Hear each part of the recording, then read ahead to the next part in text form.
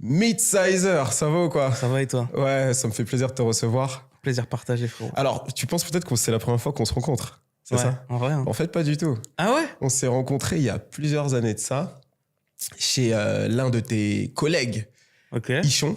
Ah ouais? Ouais. Ok. En 2011. Ah putain, mais maintenant que tu me dis ça, Ouais. je crois qu'il m'a déjà parlé de toi. Hein. Yes, on avait tapé une partie de basket ensemble. Mais non. Ouais. C'était la période où vous commenciez un petit peu bon gamin. Ok.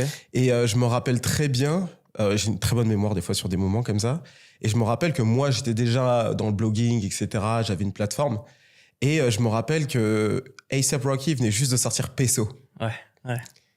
Et je me rappelle que tu étais l'un des rares gars, l'un des rares Français à savoir qui était A$AP Rocky déjà. Ouais. Et écouter le morceau Peso comme moi je l'écoutais, tu vois, parce que j'étais sur lui déjà depuis un moment. Il m'a traumatisé ce morceau. Oui, moi aussi, il m'a traumatisé. Vraiment. Et Même en fait, Purple Swag en vrai. Ouais. C'était quoi? C'est Purple Swag avant, je crois. Même, Ouais, Purple Swag avant. Après, il y a eu Peso. Et ensuite, il y a eu Peso fou, et ça a explosé, tu vois. De ouf. Et après, avec le temps, j'ai su que c'était le marché français, c'était l'un de ses premiers marchés. Ouais. C'est pour ça qu'il est venu après sur Paris. Tu vois, je savais pas ça, par exemple. Tu vois. Ouais, mais tu vois, je savais qu'il y avait une hype. Ouais, grosse hype et tout. Ouais. Et donc, du coup, t'étais dessus. Et je me suis dit, putain, ce mec-là, il est dessus. Ah ouais, mais il est beatmaker. Mais il doit être dedans, tu vois. Et ensuite, Ichon m'a expliqué que ça faisait un moment déjà que t'étais dans la musique et tout, et que t'avais bossé avec pas mal d'artistes, on va y revenir. Et depuis là, en fait, je te suis. Bah écoute, donc, ça fait trop plaisir. Voilà. Donc, venant de toi, un vrai G, très grosse culture et tout, c'est un honneur, moi. Ça me fait plaisir. Bah écoute, ça me fait très plaisir de te recevoir pour ton nouveau projet Hard. Merci. Ça fait plusieurs projets que tu sors. T'as eu un très long parcours dans la musique. Ça fait très longtemps que t'es là. En réalité, tu vois, je t'ai rencontré en 2011, mais j'ai réellement commencé à t'écouter sans m'en rendre compte un peu plus tôt, 2009 par là. Et c'est toujours Ichon. Pour le coup, je le crédite là-dessus. C'est lui qui m'avait fait découvrir à l'époque. Salut, mon Big Ichon. Ouais, gros big up à lui. Gros big up, de ouf. Il m'avait fait écouter Joke à l'époque. Ouais, tu vois, nous, on était dans une ambiance cité, banlieue, où est-ce qu'on habitait. Ouais. Mais attends, quand on s'est vu, je te coupe vite fait, c'est quoi basket à Rony là-bas? C'était à Montreuil. Ouais, à Montreuil, Rony là. Et je jouais moi? Ouais. Bon, t'étais pas très bon. Non. Mais on s'éclatait. C'était fun. C'est ça. Tu vois ce que je veux dire? Moi-même, j'étais plus très bon. Ça faisait un moment que je jouais plus. Mais c'était fun, tu vois. Ok. Bon, on m'avait déjà prévenu. Toi, t'es un mec de la musique. Donc, ouais. J'ai jamais prétendu être un bon sportif, tu vois. Non, attention, en moto, je suis bon. Ah, c'est vrai que t'es dans les sports de glisse. Beaucoup. C'est vrai. D'ailleurs, on pourra en parler un petit peu. Et donc, du coup, je t'avais écouté quand même avant sur Joke, sur Prêt pour l'argent. T'avais bossé dessus? Ouais. Luther Burger, tout ça? Oui, Luther Burger, tout ça, mais même avant. Je crois que t'avais pas commencé à bosser avec lui vers 2008, par là. Tu parles de comment il s'appelle son projet chez... Je me rappelle plus. Orgasmic. Toi, tu parles celui... À l'époque où il était encore avec TTC... La cover où il est sur des nuages, là? Oui, c'est ça. J'étais pas dessus. T'étais pas dessus, ok. Et moi, j'ai connu Joke par rapport à ce projet. D'accord, ok. Et pour l'anecdote, du coup, c'était l'époque Facebook, en vérité, tu vois. Et genre, je l'avais DM, il m'avait répondu, on avait parlé. Et je lui avais dit... frérot, envoie-moi ton projet en MP3, j'aime trop. Il me dit, mais pourquoi je ferais ça? Genre, t'es qui, frère? Je dis, écoute, moi, je fais des prods, je t'envoie des prods, si t'aimes bien. En échange, tu me passes le projet. Et je lui ai passé des prods et il m'a envoyé son projet, tu vois. D'accord, ok. En tout cas, c'était cool parce que dès le départ, il y avait un peu cette, tu vois, tu t'as fait partie un petit peu de cette bulle un peu early, tu vois, hype, comme on pouvait dire, etc. à l'époque. L'ancienne New Wave. L'ancienne New Wave, ouais, exactement. Avec à l'époque Joke, Billo Hamsgood, il y avait pas mal d'artistes un petit peu. 3010, excellent. Voilà. C'était aussi l'entourage, Bon Gamin. Exactement. Et en fait, depuis, il y a eu beaucoup d'évolutions. Alors, moi, j'aimerais commencer par le début. Où est-ce que tu es né? Où est-ce que tu as grandi? Et à partir de là, on va en venir jusqu'à l'actualité. Let's go. Je suis né à La Roche-sur-Yon. D'accord. Dans une ville qui est en Vendée, dans les Pays de la Loire. Pas très loin de Nantes. Et j'ai commencé la musique à 14 ans. D'accord. J'ai commencé à 14 ans à faire des instrus. Et voilà, hein, c'est ça qui m'a... En fait, c'est Chronique 2001, J. Dilla, toutes ces découvertes à la Flying Lotus, etc., Knowledge, qui m'ont donné envie de faire de l'instrumental et pas poser, tu vois. Dès le début, je savais que je voulais faire que des prods.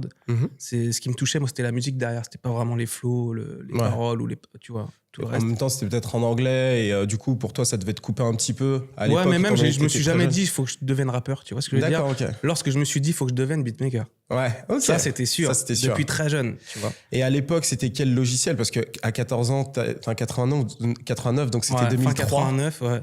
Donc 2003, c'est assez compliqué quand même de se procurer des logiciels. Comment ça se passe? Je te dis 14, mais j'avais peut-être 16. Ouais. J'avais peut-être 16 ans, un truc comme ça. Ouais. C'était GroovyJ.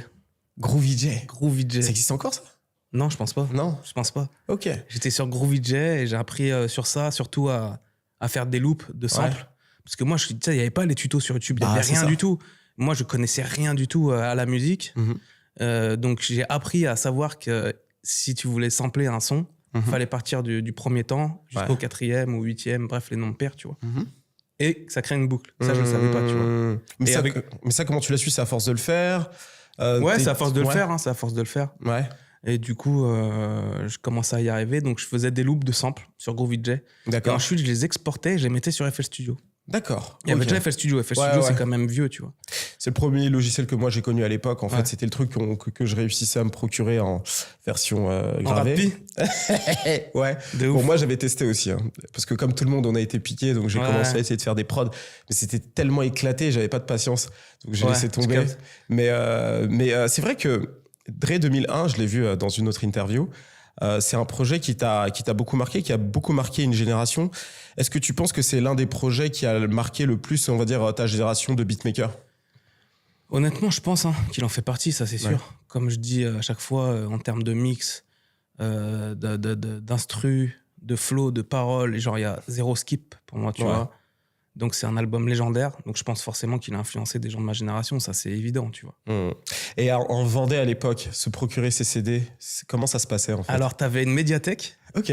qui était un peu nichée en vérité. T'avais des gars qui Déjà, à faisaient des bonnes l'époque, t'étais dans sélections, les tu trucs vois. nichés. Ouais, en vrai, mais j'étais dans tout, moi, tu vois. J'aime de tout, même encore aujourd'hui, j'aime de tout. Ouais. Moi, j'aime la musique. Pas forcément que le rap, j'aime la musique en général.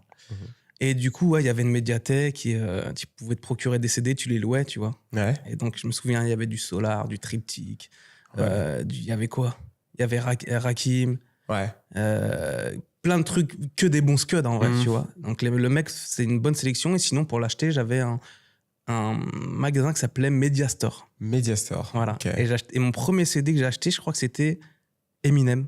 En vérité, je crois que c'était Eminem. Ensuite, il y a eu Dre Chronique 2001. Ouais. Et je crois qu'entre-temps, il y a eu Alliance Ethnique, Fat Comeback.